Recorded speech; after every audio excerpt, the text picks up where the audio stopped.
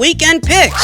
Quite a few of this weekend's matches have been discussed here on the channel in full detail already, like the upcoming fight between Terry Harper and Vivian Obanoff. I've discussed that fight in length at least 2 times already. I just feel that Terry, she's got too much firepower for Vivian Obanoff to go in there swinging for the fences the way she normally does. These things in mind, Terry's not just a strong puncher, she's an educated puncher, and it's for this reason that I'm picking Terry to stop Vivian Obanoff, whether it's a clean KO or a TKO stoppage, or Vivian just decides to quit on her stool. One way or another, I've got that fight ending in about 5 or 6 rounds. Comes to the 130-pound super featherweight contest between Miguel Berchelt, the reigning WBC champion, and the challenger, Jason Sosa. It's interesting because I see quite a few people picking Jason Sosa for the upset. They're not confident that Miguel Berchelt can hang on to that title. Very interesting, because Miguel Berchelt has actually been one of the more dominant, if not the most dominant champion of all the champions in the super featherweight division, yet there does seem to be a lack of confidence in his abilities floating around. And, I don't know where it comes from. Maybe they just see something in Jason Sosa. I've heard it said that Miguel Berchelt, being as aggressive and come forward as he is, he's there for the counter shots from Jason Sosa. And there is some truth to that. It is. I mean, when you come forward that much, you're bound to have something come back at you. But the thing about Miguel Berchelt is he's got a chin. This guy can take a punch. And he has been in there with stronger punchers than Jason Sosa. Need I remind you that Miguel Berchelt sports a professional victory over Mickey Roman, a guy who's a way bigger puncher than Jason Sosa. Mickey Roman sports a whopping 62 victories, 47 of which came by way of knockout. Mickey Roman has knocked out more people than Jason Sosa has fought as a professional. And this is a guy that Miguel Berchelt went to war with. This is a guy that Miguel Berchelt beat. So I see this situation, and the situation I see is that, maybe Jason is a craftier boxer than Miguel Berchelt, that maybe he's got a bit more layers to his game, but ultimately Miguel Berchelt is the more durable guy. Thus, he's going to force Jason to fight his fight. He's going to pour it on thick and try to get that guy out of there. And I think he can do it. I think he will do it. So I'm going with Miguel Berchelt by way of late knockout or technical knockout. I think he's going to hold on to that title for one more fight, maybe defend it against Oscar Valdez, and thereby move up to the 135-pound division, where he means to challenge Vasyl Lomachenko. The biggest danger I see in this title defense is that maybe Miguel is looking past Jason. I mean, I think that if anything's working against Miguel, that would have to be it, that intangible. That, maybe he treats this like it's a foregone conclusion and he experiences a more difficult fight than he anticipated. But better still, that's an intangible. That's neither here nor there. That's not something we'll know until the night of the fight. Whereas if we're basing the prediction on previous events, Miguel Berchelt seems like the logical choice, so that's the choice I'm going with. I'm going with Miguel Berchelt by way of knockout or technical knockout late in the fight. We then come to the grudge match between Houston, Texas' own Marlen Esparza and East LA's Senicia Superbad Estrada. I've talked about this fight in passing, certain elements of it that I don't feel that Marlen has had enough time to fully develop as a fighter in all the ways that Senicia has. Senicia has more professional experience in spite of Marlen having that great amateur background. I feel like Marlen has the more conventional style of the two fighters in the fight. She hasn't yet developed the layers, the nuances, the different gears that a fighter may develop over time as they continue to garner professional experience. I feel like Marlen is more conventional, whereas Senicia is a tad bit more nuanced. A lot of in and out game, a lot of mobility, fights with a pep on her step, can fight on the front foot and the back foot. She's also a switch hitter. She can approach Marlen Esparza as an orthodox fighter or a southpaw. I think that these are the elements that are going to be in play as Senicia Estrada attempts to work around what could be a very aggressive Marlen Esparza. Do realize that Marlen's not a pressure fighter, right? She's not. She's not the kind of fighter that goes in there leading with a face, looking to do most of her business in close proximity to her opponent, all the infighting, all the wrestling. She's not that kind of fighter. But the fact of the matter is that this is a grudge match. This isn't business as usual. These two girls, they really don't like each other. And I think the mind games of the fight, the buildup of it, has had the most effect on Marlen Esparza as opposed to Senicia Estrada. I think that, all the shit talking, all the back and forth, it's really gotten to Marlen, and she's going to try to make a statement the night of the fight. It's for this reason, I figure, if anybody's going to be the aggressor here, if anybody's going to try to get on that front foot and impose their will, it's going to be Marlen.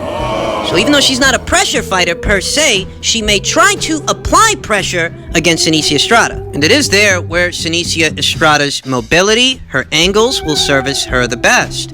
Just as well, I'd give Senicia Estrada a slight edge in speed. You know, it's not dramatic, but I do think that Senicia is just a little quicker to the draw than Marlen is. That may make a difference in this fight. It might. I'm anticipating some tough rounds to score. I'm anticipating that this thing could get messy because these two girls don't like each other. I'm anticipating punches in bunches. I'm anticipating close competitive rounds that at times could be hard to score. I'm anticipating a fight that goes to the cards. I want to be clear. I'm not expecting that either of these two girls gets floored or laid out throughout the course of this match. I'm anticipating a fight that at times ends up being very scrappy as Marlen Esparza, the more big-bodied fighter in the fight, tries to close the gap on Senicia Estrada to land hooks on the inside. One of these two fighters is more of a jabber. It really would be Marlen. She really does have the more conventional style as opposed to Senicia, who's a bit more nuanced but also a bit more awkward. So the aesthetic might be that as Marlen is trying to power forward, fighting behind her jab and using it as a key to get within range,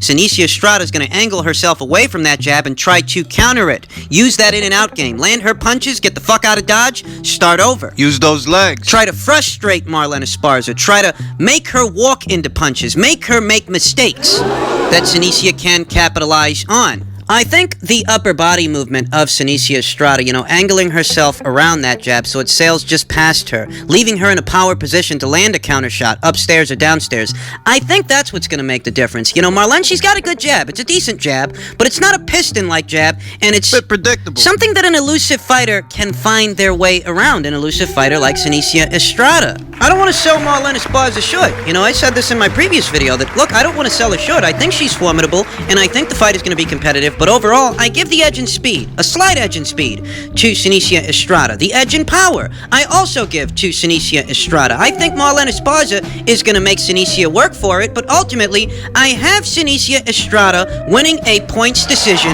behind showing the cleaner work. I think she's got what it takes to frustrate Marlen Esparza, who very much still is on the green side. So I've got Senicia Estrada winning that fight tomorrow night. I think it's going to come down to elusiveness. I think it's going to come down to mobility. I think it's going to come down to being able to show the cleaner work whilst fighting on the fly. And I'm more confident that Senicia can do this than I am that Marlen can catch up to her and impose her will. We then come to Katie Taylor's maiden voyage to the 140-pound division against the reigning WBO champion, Cristina Linardatou. I don't think enough is being said in regards to how risky a fight this is for Katie Taylor, who is inexperienced in this weight class, and she's facing a sizable puncher with good in-and-out game and some athleticism of her own. Christina's one of these fighters that fights with a pep in her step. She's a bouncy fighter. She tries to fire that jab at a slight crouch, coming in at an angle to gain safe entry as to close the gap and get within proximity to start landing bombs. This is her methodology, you know, fighting like a metronome, using angles to gain safe entry on her opponent so she can use her power. Against Katie Taylor, what I think she's going to find is that Katie Taylor has a better understanding of those angles than Cristina does, and Katie has considerable hand speed to contend with. Thus, I imagine that as Cristina Linardatou is coming in at a slight crouch, coming in at an angle to try to gain safe entry whilst firing the jab, she may find that that jab is going to be countered with very short punches. Very short, compact, tight, and defensible punches that Cristina hasn't really had to deal with before. It can be quite frustrating and flustering when you got an opponent with that kind of hand speed who can string together that many punches in sequence while you're just trying to get off one of yours. I mean, just imagine that you open up, you hit nothing but air, and the other girl responds with a 2, 3, 4 punch combination every time you open up. That's more or less the situation I'm envisioning, that Cristina Linardatou is definitely a dangerous puncher, and she's definitely got in and out capabilities. She definitely has athleticism. But this might be a situation that's determined by who's quicker to the draw, who can beat who to the punch. And I have to say that I think that that's where Katie Taylor is going to have her beat. I think that both fighters are going to alternate between being on the offensive and being on the defensive. That as Katie Taylor is coming on, we might actually see Christina backing off and trying to regroup. Trying to hang on. And in spots, as frustration begins to set in for Christina, she might actually try to go for it, look to land a big shot. Throw some looping hooks. Knockout punches. Throw some big right hands. I think that if this fight is to be competitive in spots, it will likely be in the early stages of the fight when Christina is fresh. But for those of you out there who might have caught the Candy Wyatt fight between Christina and Candy, you may have noticed that by the fourth round, Christina looked to have lost some steam, that she was fighting her fight and she was winning, more or less, but, she was kind of running out of gas. The physical toll of being an athletic fighter, it was more or less catching up with her. And I think that against Katie, that could be tenfold, because Katie Taylor is very athletic. Katie Taylor is very bouncy, very elusive. The kind of opponent that can make you miss and make you pay. And that in particular is very taxing on a fighter's energy reserve. So I envision a situation to where maybe round 2, 3, and 4 were competitive, but as the fight is going on, it's clearly tilting in Katie Taylor's direction, that she is gradually gaining control of the fight and showing the cleaner work in the process. Understand that Christina Linardatou is a great fighter, but, she does get touched up in there from how aggressive she is. She does get touched up by girls that don't have the kind of hand speed, don't have the kind of angles that Katie Taylor's got. And if these are the kind of girls that are landing on you, if these are the kind of girls that are touching you all up, just imagine when someone as fast, someone as nuanced, someone as elusive, someone as well-rounded, who can fight on the front foot, fight on the back foot, fight going sideways. Just imagine when Christina's in the ring with someone like that. I'll say that I don't know that this fight ends in a knockout. It's possible. It's possible that Katie wears her out and gets a knockout, not necessarily because Katie's that concussive a puncher, so much as the toll on Christina's stamina that it might take to try to keep up with Katie. She could get a knockout that way. Or it could go to the cards. I will say the conservative prediction when it comes to Taylor versus Linardatou would have to be Katie Taylor winning this fight on points. It goes to the cards, and Katie wins a decision, thereby becoming the WBO's 140-pound champion. And that is the outcome, that is the prediction that I am going to go with. I think down the stretch, Katie Taylor will hold up better than Christina. And that is what will win her this fight. I envision that, Christina might come out strong. She might come out guns blazing, looking for a knockout. But that's going to get her countered. That's going to get her all tagged up. And that's going to wear on her as the fight progresses. So I'm going with Katie Taylor to win tomorrow on points. We then come to tomorrow's light heavyweight contest, a fight that I'm sure is all anybody's going to be talking about come this Sunday morning. The fight between Canelo Alvarez, who is challenging Sergey Kovalev for his light heavyweight WBO title. What do I think the aesthetic of this fight is going to be? I'll tell you that I'm expecting to see a Canelo against Kovalev, very similar to the Canelo we saw in the second Golovkin fight. A Canelo Alvarez that means to bring the fight to the other guy. More so in this situation because Canelo, he can't fight this fight from the outside. Sergey's too big, he's too tall, he's statuesque, he's got an advantage in height, an advantage in reach. Thus, as the smaller fighter, attempting to box from the outside is suicide. That's what it would be. Which case, I don't think Canelo's going to do that. I think he is going to attempt to push the pace on Sergey Kovalev as to where on his energy reserves, where on his stamina, because as we all know, Sergey doesn't have the best gas tank, and he is the older fighter. I'm expecting Canelo to pressure Sergey, but in a nuanced way. Oh. Pressure him with his position relative to that of Sergey's, to where he's forcing the action on Sergey. That Canelo is getting so close to him, he's forcing Sergey to throw, and in that way Canelo can make him miss and make him pay, or simply make him miss because, as we all know, simply missing a punch, just throwing and missing, costs you twice as much energy than it would have had you actually hit something, even if it was just the guy's arms. In the case of Sergey, who really isn't known for having the best gas tank, and he is getting up there in age, the plan from Team Canelo might be to expose his age by upping the tempo, pushing the pace on what is the older fighter